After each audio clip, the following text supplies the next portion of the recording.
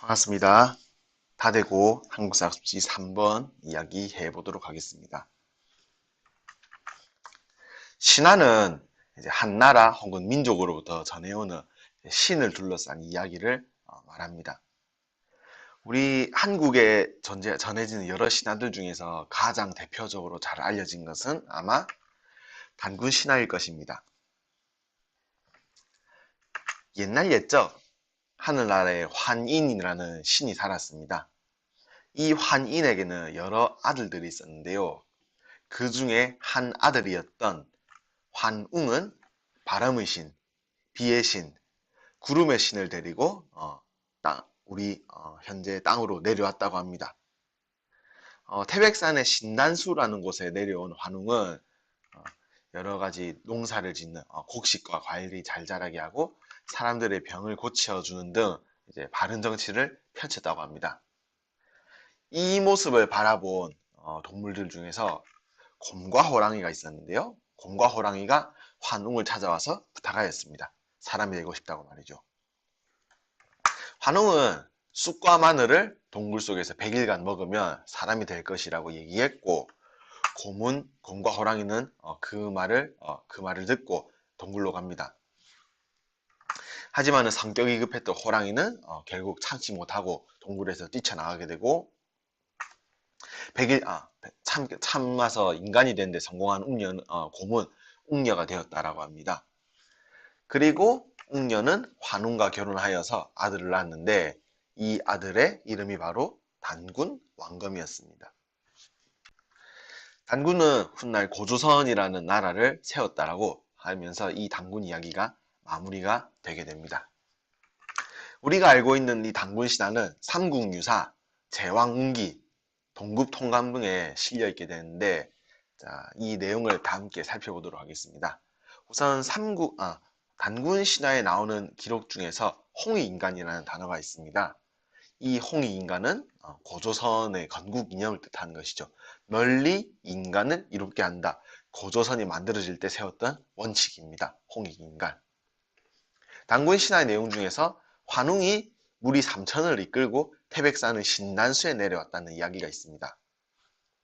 이 부분에서 우리가 알 수 있는 것은 새로 이주해온 집단이 있었다는 것을 알 수가 있지요. 그리고 이 새로 이주해온 집단들 중에서 풍백, 우사, 운사 각각 바람의 신, 비의 신, 구름의 신이 있었다고 하는데 여기서 우리가 알 수 있는 것은 농경사회의 특징이 나타난다는 것을 알 수 있습니다.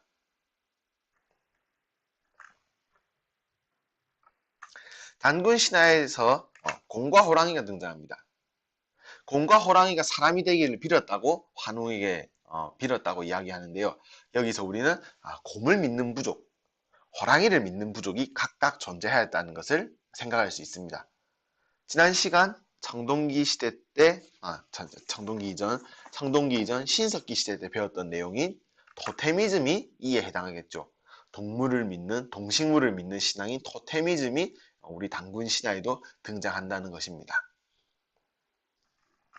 그리고 인간이 되는데 성공하는 것은 곰. 그렇다면 호랑이는 인간이 되는데 실패하고 동굴 밖을 뛰쳐나갔다고 하였죠. 이 곰은 웅녀라고 이름을 받고 환웅과 결혼하였다고 되어 있는데 여기서 우리는 새로 이사온 이주민과 곰을 섬기는 부족이 결합하였다라는 점을 알 수 있습니다. 이 과정에서 호랑이를 섬기는 부족은 밀려나게 된 것이죠. 이렇게 새로 이사온 이주민과 곰 부족이 결합하여서 새로운 나라를 만들게 됩니다. 이 나라가 바로 고조선이고 이 고조선의 지배자를 단군 왕검이라고 하였다고 되어 있는데 여기서 단군은 제사장, 왕검은 정치적인 우두머리를 뜻하는 것입니다. 한 사람의 지배자가 정치와 종교를 담당하는 것을 우리는 재정일치라고 하였지요. 여기서 우리는 고조선이 재정일치의 모습을 지니고 있다는 것을 알 수 있습니다. 고조선의 특징을 쭉 정리해놨습니다. 농경사회, 계급 발생, 재정일치의 지배자, 재정일치의 모습을 나타냈던 단어가 바로 단군 왕검이라는 이름이었죠. 이렇게 성립된 고조선, 기원전 3세기경에는 왕이라는 호칭을 사용하게 됩니다. 최고 지배자가 왕이라는 칭호를 사용하게 되고 기원전 4에서 3세기경 중국의 동북쪽에 위치해 있던 연나라와 대립할 정도로 강력하게 성장하게 되었다고 합니다. 하지만 중국의 혼란기가 끝나고 일시적으로 진나라가 하나로 중국을 통일하게 됩니다. 하지만 이 진나라가 금방 멸망하고 다시 한나라가 등장하는 시기, 이 시기를 우리는 진한교체기라고 합니다. 이 진한교체기 시기 중국에서 끊임없이 전쟁이 발생하자 수많은 사람들이 동쪽으로 넘어오게 되는데요. 그 중에 한 사람이 위만이라는 사람입니다. 위만은 하얀 옷을 입고 상투를 틀고 자신을 따르는 무리를 이끌고 고조선으로 이주해 왔다고 합니다. 당시 고조선의 임금이었던 준왕은 위만을 받아들이고 서북쪽에 고조선의 서북쪽 중국과의 국경선을 지키는 변방을 방어하도록 하였습니다. 하지만 위만은 나중에 반란을 일으켜서 준왕을 몰아내고 스스로 고조선의 임금이 되게 됩니다. 그래서 기존의 고조선과 달리 위만이 새롭게 임금의 자리에 오른 이 시기의 고조선을 위만조선이라고 부르기도 합니다. 기원전 194년 위만이 고조선의 임금에 오르게 됩니다. 이 무렵 분열되어 있던 중국은 한나라로 통일되게 됩니다. 분열되어 있던 중국이 하나로 통일되면서 한리라고 불리는 거대한 나라가 등장하게 됩니다. 한편 고조선도 털기 문화를 받아들이면서 더욱더 그 세력을 성장시켜 나가는데요. 고조선의 남쪽에 진이라는 국가가 있었답니다. 이 진이라는 나라와 중국의 한나라 사이의 무역을 고조선이 있는 모습을 보여줬는데 이것을 중개무역이라고 합니다.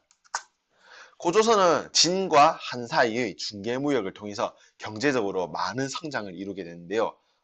이 모습을 본 중국의 한나라는 고조선을 공격하기로 결심합니다.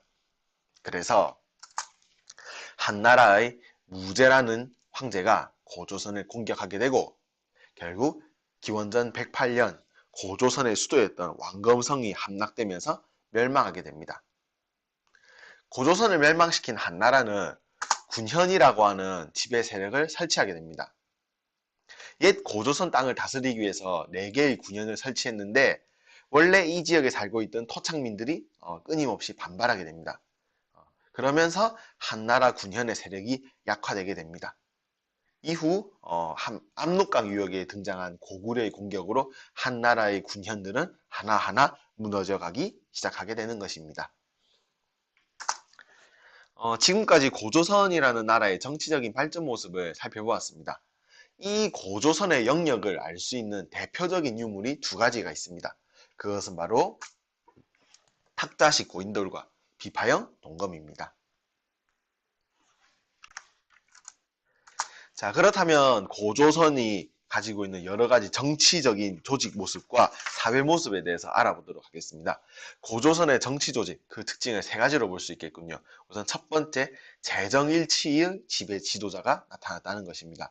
정치 지도자와 종교 지도자가 동일한 것을 우리는 재정일치라고 하였고, 고조선의 재정일치를 나타내는 대표적인 단어 1가지를 알아보았습니다. 바로 단군왕검이었죠. 고조선의 정치 조직 2번째, 기원전 3세기경부터 왕권이 세습되었습니다. 이 기원전 3세기경부터 정치적인 조직이 안정되었는데 중국의 연나라와 대립하는 과정에서 왕은 고조선에 존재하는 수많은 사람들에게 왕을 중심으로 단결하여라 라는 이야기를 할 수 있었던 것이죠. 그리고 3번째, 왕 아래에 상, 경, 대부 등이라고 불리우는 여러 관직들이 있었습니다. 고조선의 사회 모습을 살펴보도록 하겠습니다. 고조선을 유지하는 데에는 총 8가지의 법이 필요했다고 합니다. 현재는 3개만 전해지는 이 법을 우리는 8조법이라고 부릅니다. 8조법의 내용이 학습지에 있는데 사람을 죽인 자는 즉시 죽이고 남에게 상처를 입힌 자는 곡식으로 갚는다. 이 부분에서 우리는 당시 고조선이 개인의 생명력과 노동력을 중시하였다는 점을 알 수 있겠습니다. 8조법의 내용에는 사람을 죽인 자는 즉시 죽이고 남에게 상처를 입힌 자는 곡식으로 갚는다. 자, 곡식이라는 부분이 나옵니다. 여기서 우리는 고조선 사회가 농사를 짓는 농경사회라는 것을 알 수가 있고요.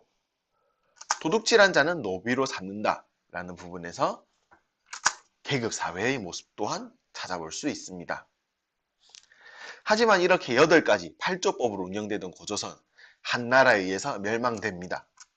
한나라는 고조선의 옛 땅에 한 군현을 설치하였고 고조선 지역에 살고 있던 사람들이 한 군현에 끊임없이 저항하는 모습을 보인다고 했었죠.